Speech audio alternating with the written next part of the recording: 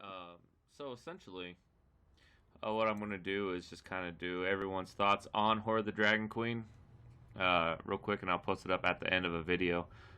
Jonathan, since you have watched it, Hmm. you kind of know, so go ahead and chime in on your thoughts. But we'll just go from the way I see it on the screen. Kevin, James, Zach, you.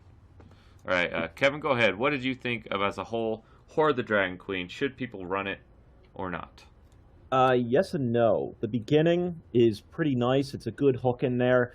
I would encourage people to play more towards a good aligned party. It's a little bit tougher without knowing the story coming up. They really kind of pull you into either joining that Harper Guild or the Paladin Guild. So if the party wants to be heroes, I don't know if that was ever our goal from the beginning, but it kind of happened. We found our place. We found it working out. The middle section really needs a lot of work. The trail to Baldur's Gate I thought was kind of slow. Mm-hmm. Just a lot of talking, not a lot of combat, which isn't bad, but it's like 2-3 sessions in a row where we barely had any fighting. I feel like that part really needed just a little bit more dungeon-esque. Explore a cave, something that just some person in the caravan gets abducted and you can go try and save them and be good guys. The end of it was great. I really, really enjoyed how much we did by the end of it. Going through that castle, getting kind of captured, going through the hunting lodge, blowing that all up. Even the town, even this last encounter going through the caves and into it. The end of it, I feel they really, really put a lot into. So I would say as long as a DM, you kind of knowing going into the middle section to throw some more into it, just kind of keeping everyone a little bit more combat focused, because at the end of the day, that's kind of part of the fun of D&D too, is rolling dice and hitting shit. Mm-hmm. So ultimately, though, I would recommend it. All right, I enjoyed it a lot. James. Um, I think overall, I probably would. I'm not a particularly big fan of the Forgotten Realms setting, Mm-hmm. and so getting involved in the places in the setting was a little bit actually tricky for me at first. Like, it was hard to sort of, despite the fact that I was playing sort of like the most good character, it was actually hard for me to get into the narrative of the world. Also, they haven't written at this point in time a Forgotten Realms setting lore. They've only just done Sword Coast. Yeah. But they haven't done the overarching theme for Forgotten Realms, like what happened after the Spell Plague and all that shit after 4th edition, So Yeah. there's a lot of stuff that just, you don't know anything about the world because they haven't written it. Yeah, and that was problematic for me. Like the scope of like this cult and the conspiracy. Like, as I learned more about it, I got more interested, more invested in it. But I think that was my biggest problem from the narrative of the campaign itself. But beyond that, in terms of like the encounters and the everything else, I almost agree entirely with Kevin. Like that, the middle traveling bit was a little slow, and was also a little hard to, again, find the motivation to go on that big journey, because we weren't really sure what we were looking for. We like, there's a cult somewhere, we think. But I think that's part, like, them teasing out the story so you're not giving everything away all at once. So overall, yeah, I would say I'd recommend it to people, particularly if the party already knows a lot about the Forgotten Realms world or the setting. Like if they're fans of the books or like the video games or something, but with going in sort of not knowing too much about the world because I don't care to that much, I thought it was a little hard to get into narratively. But yeah, overall, I'd give it I'd give it a B. All right. Zach? So my answer is kind of twofold. I mean, I agree a lot with what Kevin and James have said. Definitely what Kevin's talking about. Especially because I would say I'm probably the most, besides the guy making pacts with devils, I'm evil in a different way. Like, his motivation was power, mine was greed, but in our own ways, it was still hard to find a motivating force. So this was actually one of the hardest, and personal stuff aside, this is one of the hardest campaigns it's been for me to get into, motivated, excited to play, and everything like that. I love Casalt though, and I wanted to play Casalt for a long time. I feel like I did justice to him the best I could in the framework that we were presented. The very beginning was actually really epic. I will say that they have good villains in this game. Cyanrath, Frulam, they were to be feared. They were, in our situation, they were recurring.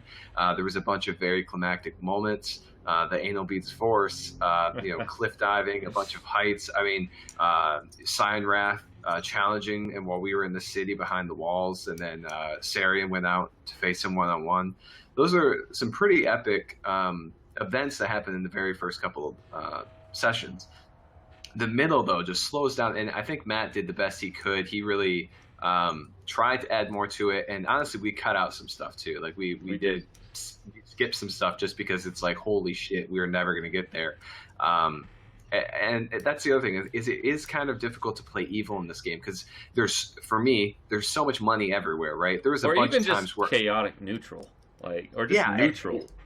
I'm surprised Devault stuck around for as long as he did, because the going got tough in several cases, and Casalt too, because there was times where I had like 4,000 gold, and Casalt would be like, all right, it's getting too thick for my blood. I'm going to take this and run. It was good meeting all of you. However, there was some like brotherhood bonds going, everything like that with the three of us. I feel like we had a very good party dynamic with humor.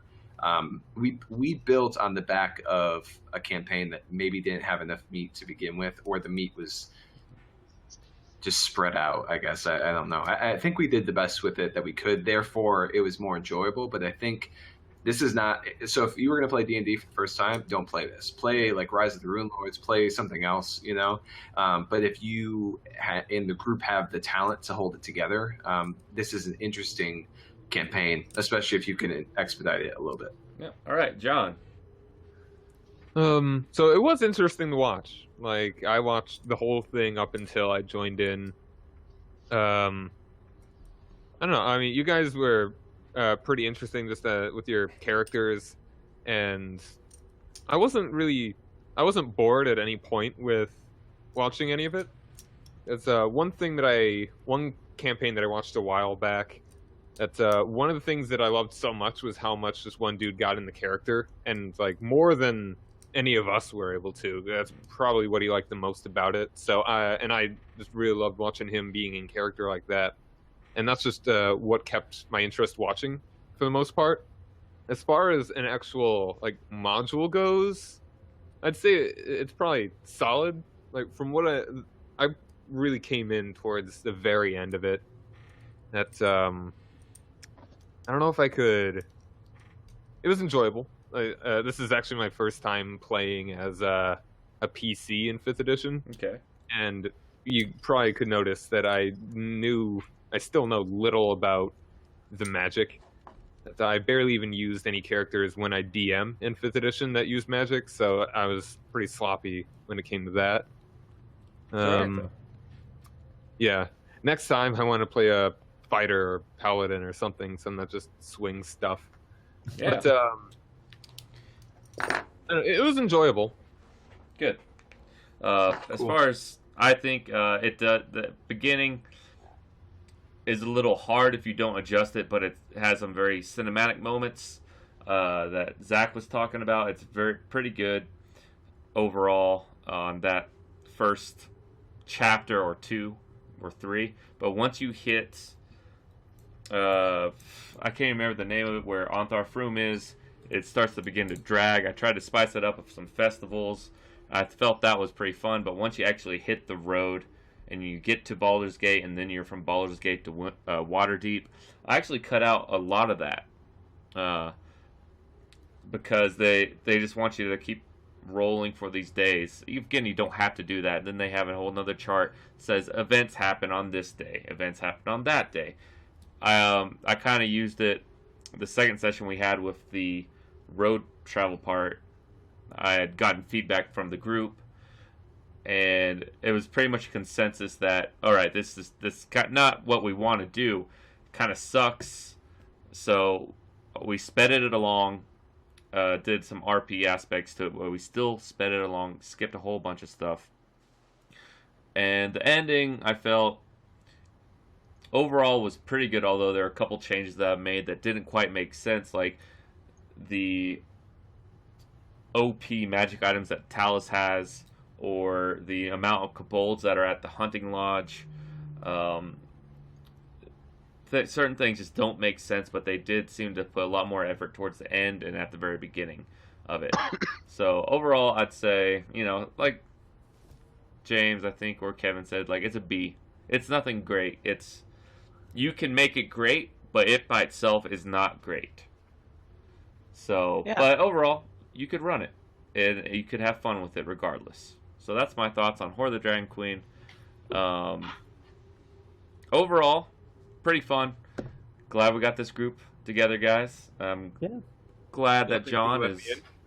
is new and our new member, and hopefully we'll begin Heroes of Legend whenever we get to it. All right. Thank you guys for watching. Yeah. Appreciate Yeah, it. Thank thank you. you very much. Holy shit, we actually finished a campaign. Yeah, we finished the campaign. Great googly moogly. I know, it's crazy. All right, viewers, thank you all. Cheers. Bye. Everyone. Hey everyone, I have a little gift for you. It's a map. I haven't really drawn anything in a long time. So I just started to get back into this. And it's not much. And it's might be a little pixelated, really zoomed in. But the link is down below.